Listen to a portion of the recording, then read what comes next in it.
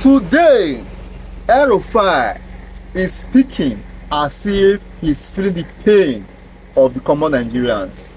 He's speaking like a man who is feeling what common Nigerians are feeling, all in a bid to get sympathy, to get collaboration from Nigerians nationwide.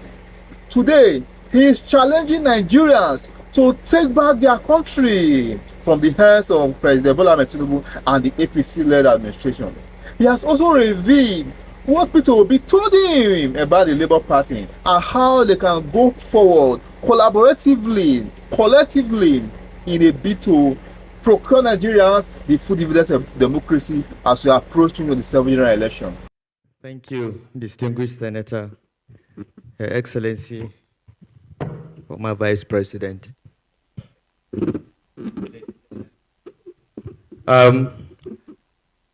If you look at the program, you'll see that I'm not supposed to be on this panel. I was compulsorily drafted, and I want to say up front that I am the least qualified person on the panel to speak about political parties because my experience in politics is limited, and my experience in forming or managing political parties is even more limited. I've been actively involved in only 2 political parties, all in the 21st century, unlike the former vice president who has been in this since the 20th century.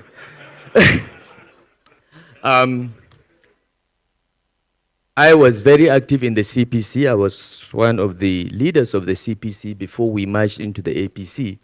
And all I know about partisan politics comes from that experience. But I want to say that, you know, political parties are very, very important.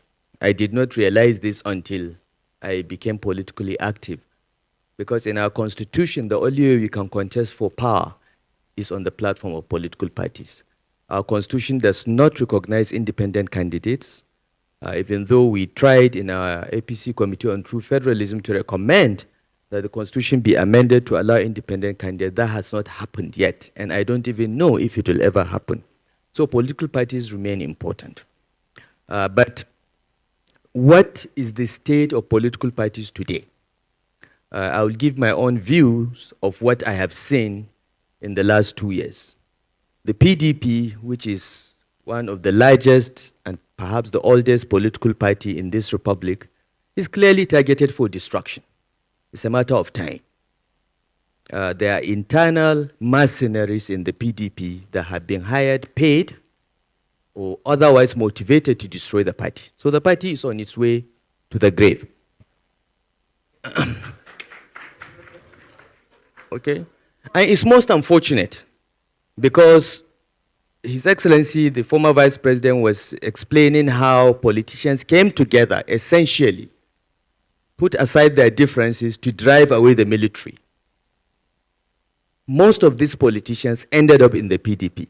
So the PDP actually represented the best of our politicians that fought for restoration of democracy. Forget those that make the most noise, but ran away from the country. Those that went to prison, those that were detained, all ended up in the PDP. Those were the real politicians that faced the military. But today, none of the founding fathers of the PDP can recognize it. Labour Party, again, targeted for destruction. And it's almost certain. The last time I had a conversation with Peter Obi himself, he admitted to me that he doesn't know what is happening in the party that he contested for president. So there seems to be a project to destroy all the opposition political parties. And the only option for the opposition, in my view, is to put aside their differences and come together and create a broad platform that will do the driving of the military again, because we are there almost. So, Your Excellency, we need your experience and skills. Now, I'm a founding member of the APC.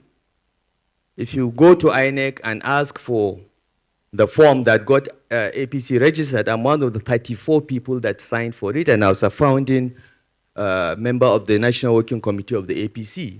But frankly, I no longer recognize the party.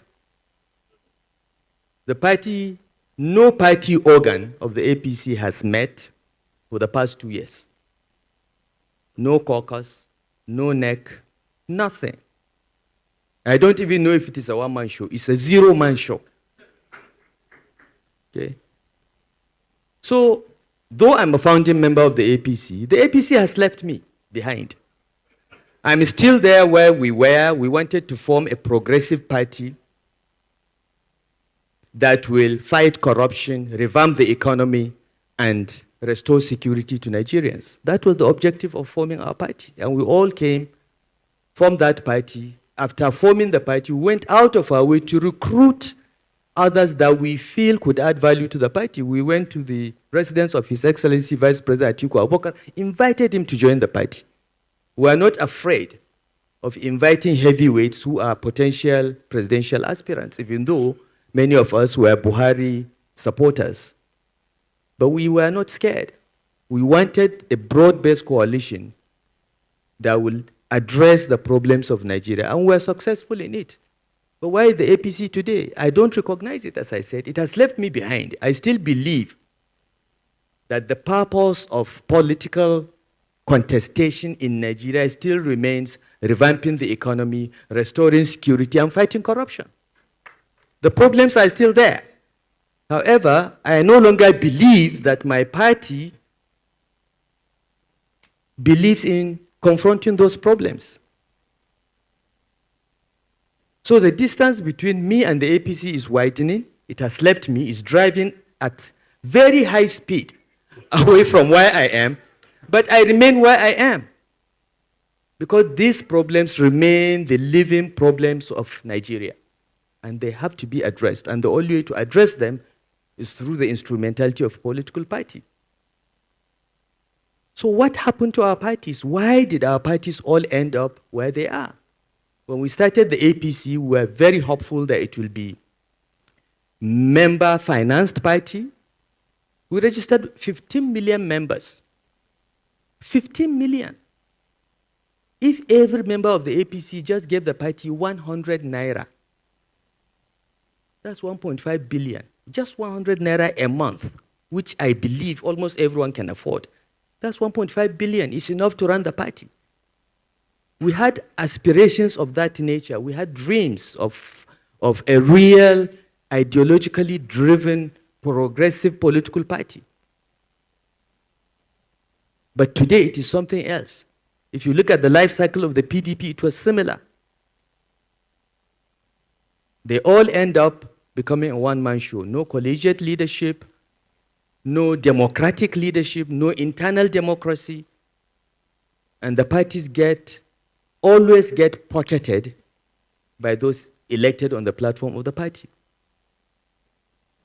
So if you look at what Professor Olukoshi outlined as the key issues to look out for in a party, ideology. What is the ideology of the APC? I don't know. We said we are progressive.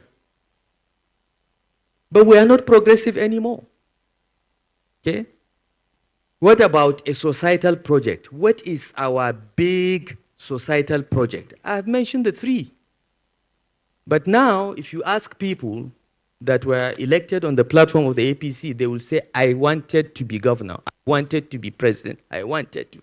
No, nobody talks about a national project, societal project anymore. It's about me. Me, myself, and I. What about manifesto? When was the last time you saw the manifesto of a political party in Nigeria? The last one I remember was the one we drafted in 2007 for the PDP. Okay? Since then, the PDP has never produced any manifesto. We did one at the formation of the APC, a very detailed one in 2015. But since then, nothing. The other parties, I don't even know. I haven't seen anything resembling a manifesto.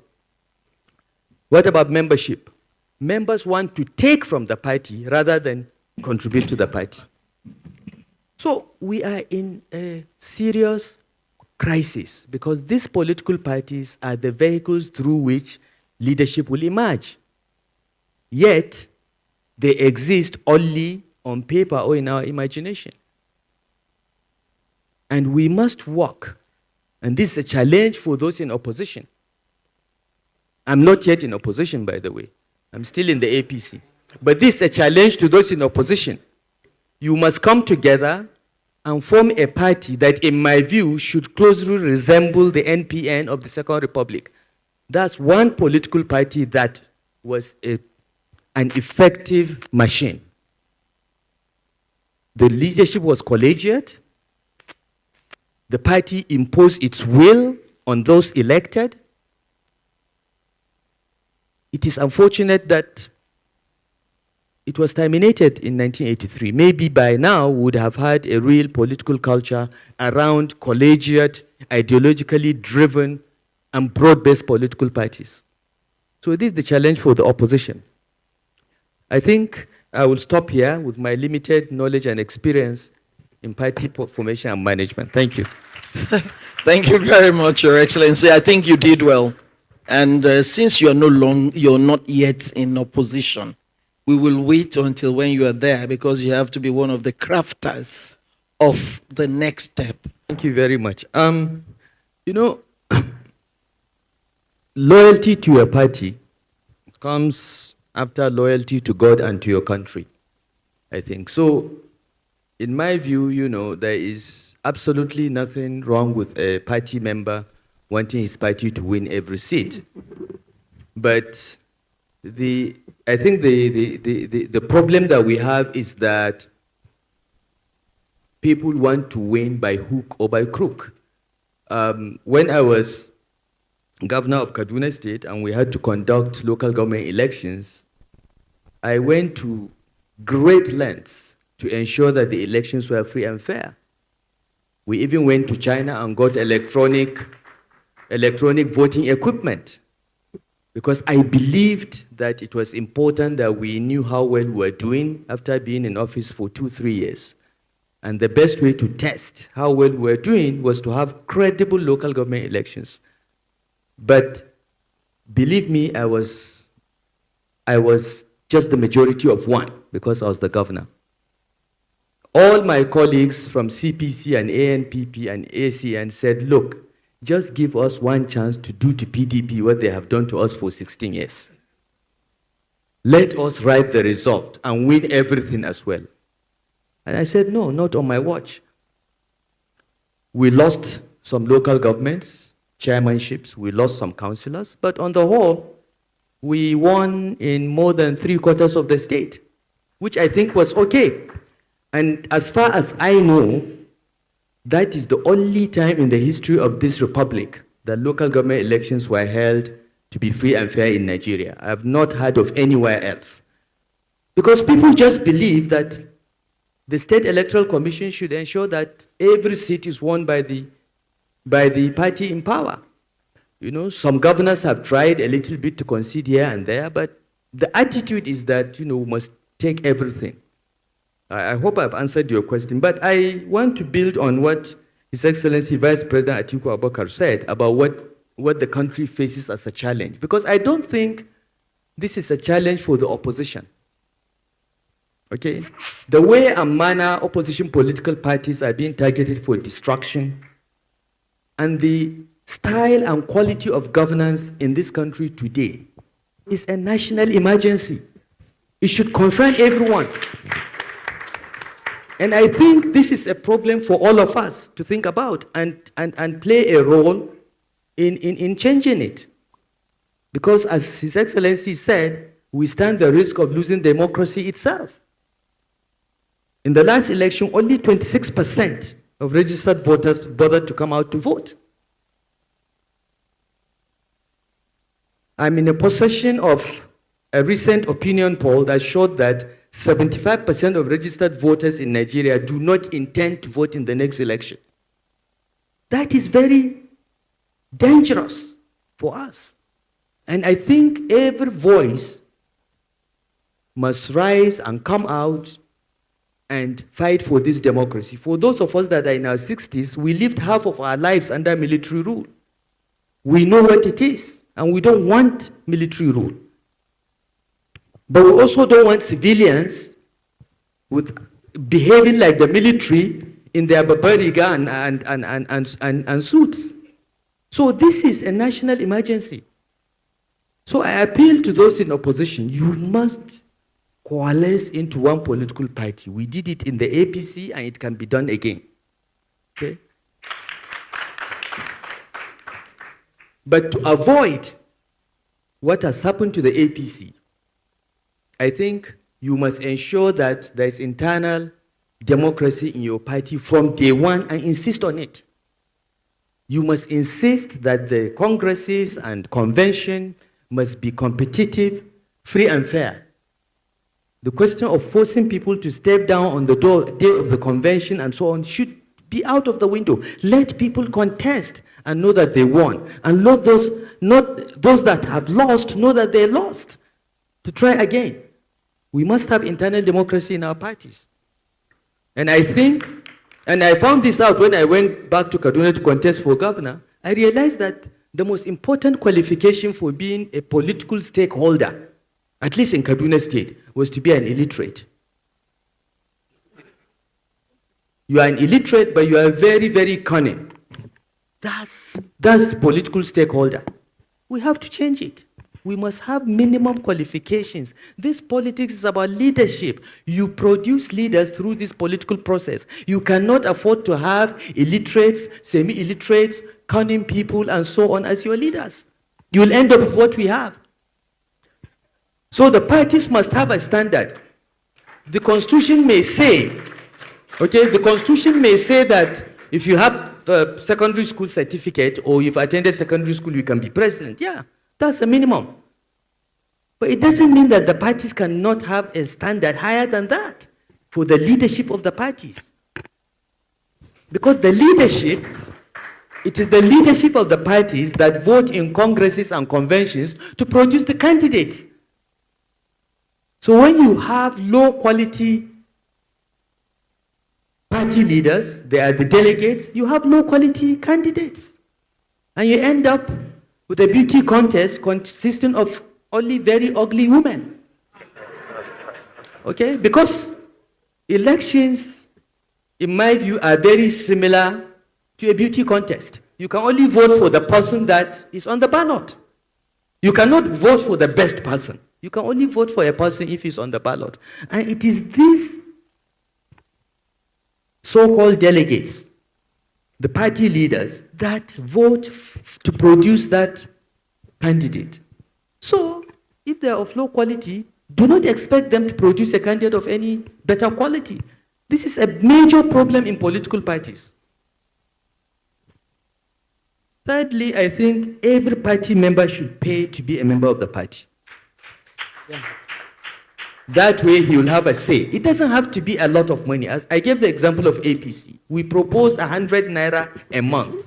And we don't want you to pay 1,200 for 1 year and forget about it because you can afford it. No, we want you to every month to remember that you have a party and you're sending to your party 100 naira. It's a commitment. It's not the money. It is the commitment. I'm committed to this party that I'm sending 100 naira a month to it. For the APC, that would have been 18 billion naira a month, per annum, from the membership alone. Now, if the party has 18 billion naira from its members, how can any money bag buy up the party? It's also a way of protecting the party from godfathers, from money bags. And I think that should be embedded in any future party from day one. And finally, you must have competitive primaries. Allow everyone who wants to contest, who's ready to buy the form, to contest. Don't tell people to step down. What are you afraid of? Competition is the only way to bring out the best and the brightest. And God knows this country needs it right now. Thank you. Thank you very I don't know. Maybe I should form a party and get that 50 million. God knows I need it. It's the best way to round up. But seriously, ladies and gentlemen, our country is at a crossroads. And it is time for all those that care about Nigeria, young and old. Those of us that are old are concerned about what we are leaving behind. Okay? And we have children and grandchildren. And the only reason why some of us are still doing this is because of that. But it is not something only leaders can do. We must have, as Professor Olukoshi said, we must have a political community. People must be worried about what is happening in Nigeria and not just concerned about getting 5,000 naira to vote on election day. Because you'll suffer for 4 years or 8. I think the earlier we all come to terms with that and put God, our country, and first before ourselves, we can just keep talking to ourselves. Thank you very much.